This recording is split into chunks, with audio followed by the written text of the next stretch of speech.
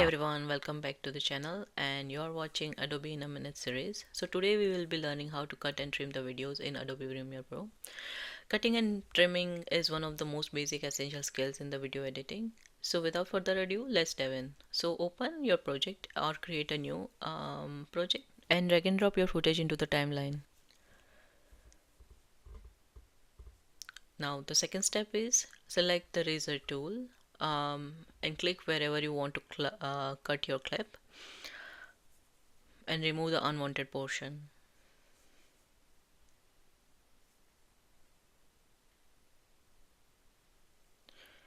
To trim, simply hover over the edges of the clip and drag it in or out to shorten or extend the video.